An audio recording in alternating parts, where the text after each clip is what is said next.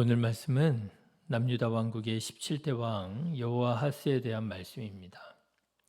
그의 아버지이자 선왕인 요시야가 무기또에서 전사한 후에 유다 백성들은 여호아하스를 왕으로 세우게 되지요. 자, 그런데 여러분 오늘 말씀을 보면 남유다 왕국 역사상 충격적인 일이 일어나게 됩니다. 여호아하스가 왕위에 오른 지 불과 3개월 만에 그의 왕위가 폐위당하게 된 거예요. 3절 말씀을 보시면 애굽 왕이 예루살렘에서 그의 왕위를 폐하고 또 그 나라의 은 100달란트와 금 1달란트를 벌금으로 내게 했다라고 하는 거예요. 여러분 이게 무슨 말일까요? 이집트의 파라오가 남유다 왕국의 왕을 폐위시키고요. 또 벌금을 내게 하고요. 이게 무슨 말일까요? 어제도 말씀을 드렸지만 이집트의 바로 느고가 아시리아를 도와주러 가는 길에 남유다 왕국의 요시야 왕이 무기또에서 가로막았었던 일이 있었잖아요.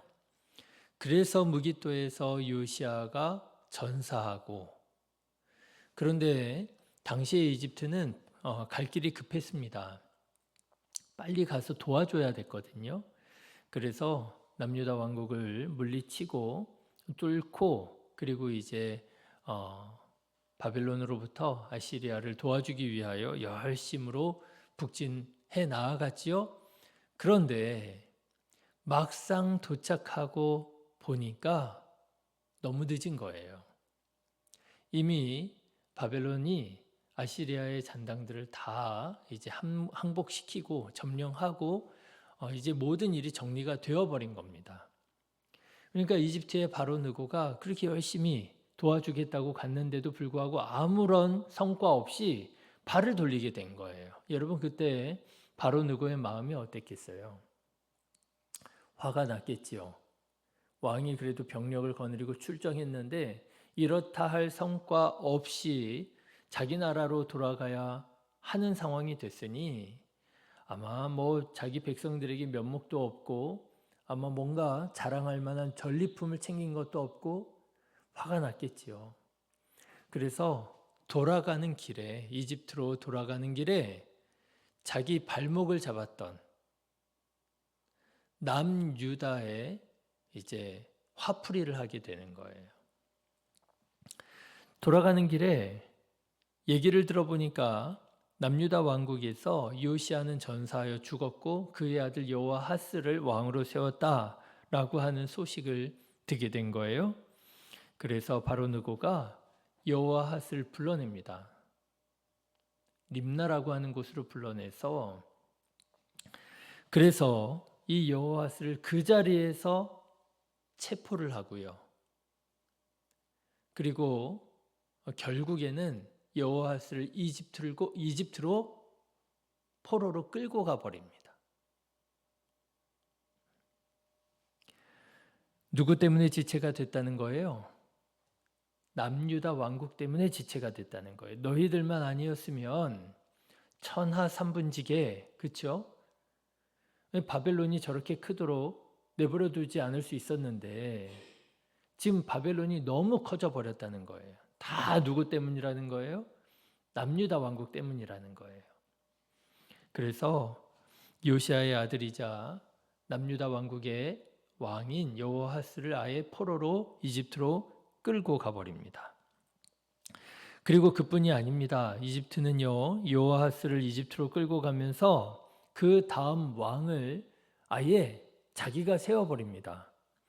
엘리야김이라고 하는 사람을 왕으로 세우게 되는데요. 그냥 세우는 것이 아니라 그의 이름을 여호야김이라고 아예 이름을 바꾸어서 왕으로 세우게 됩니다. 여러분, 이름이 참 중요하다고 여러 번 말씀을 드렸잖아요. 고대 세계에서 이름은요, 그냥 호칭이 아니라 그 사람의 본질이고 정체성이라고 말씀드렸잖아요. 이름을 함부로 부르지 않는다고. 그런데 이집트의 파라오가 남유다 왕의 이름을 바꿨다는 거예요. 이게 뭐예요? 왕의 정체성을 바꾸겠다는 거 아니겠습니까? 왕의 본질을 바꾸겠다는 거 아니겠습니까? 무엇으로요? 반애굽 정책에서 친애굽 정책으로 바꾸겠다는 거잖아요. 너네들 지금까지 우리 반대했지. 우리가 가는 길 발목 잡았지. 니네 그렇게 하지 마. 내가 너희 왕을 내 마음대로 세울 거야. 그러면서 그의 이름을 바꾸면서 이제는 너희는 우리 밑에 있는 우리 신하 국가인 거야. 너네들은 이제 반애굽 정책 하지 말고 친애굽 정책 써야 돼. 남유다 왕국의 왕의 정체성을, 정책의 정체성을 바꾸겠다라고 하는 거예요. 여러분, 한 나라에 왕이 이런 식으로 전사하고요. 왕을 끌고 가고요. 그리고 왕을 자기 마음대로 세우는데 그의 이름을 바꾸고요. 이 얼마나 수치스러운 일입니까?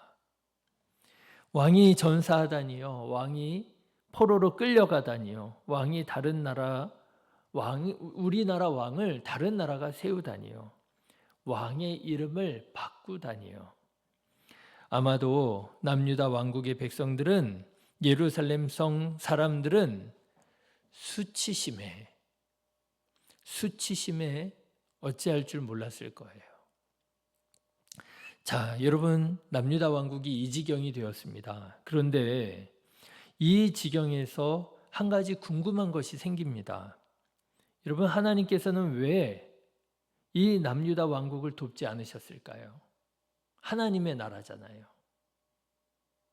여러분, 하나님께서는 왜 여호아하스를 구원하지 않으셨을까요? 하나님 나라의 왕이잖아요. 하나님의 통치를 실현할 왕이잖아요. 하나님께서 도와주셔야 되지 않았을까요? 히스기야 왕을 여러분 기억하시지요?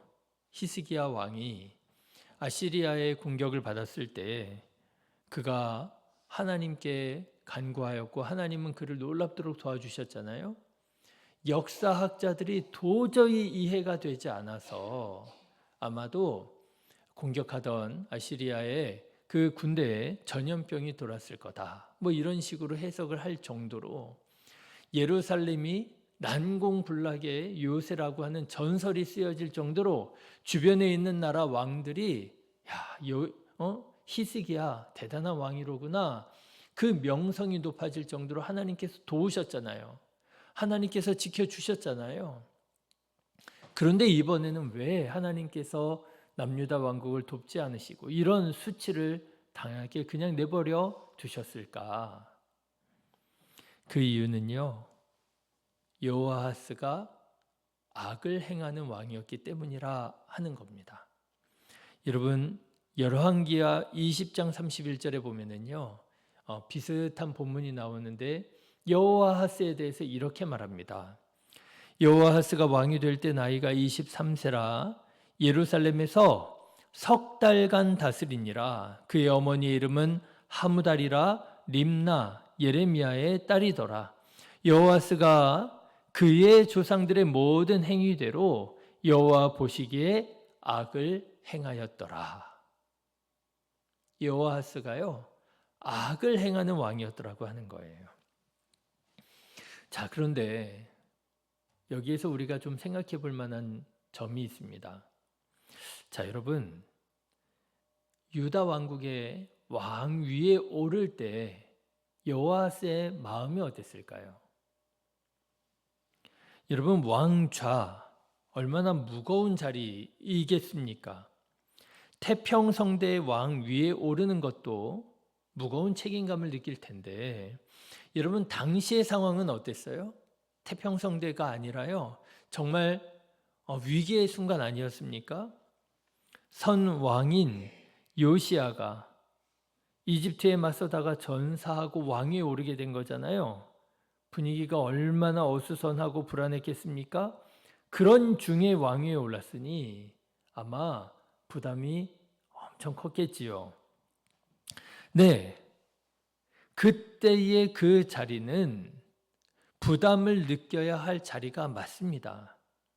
여호아하스는 큰 부담감을 가지고 어떻게 그 왕이 올랐어야 됐겠어요?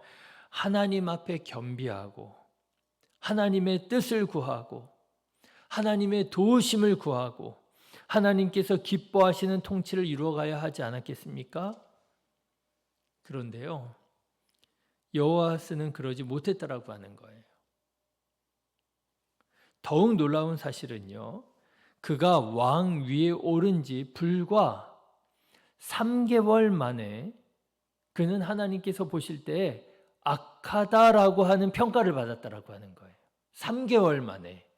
그러니까 여러분, 이것을요, 인간적으로 말하자면 어떤 기간이 되느냐 하면 그의 아버지 요시아가 무기또에서 전사하고요, 이집트 군대가 하란까지 올라가서 허탕치고 내려오는 그 기간이 몇 달이라고요?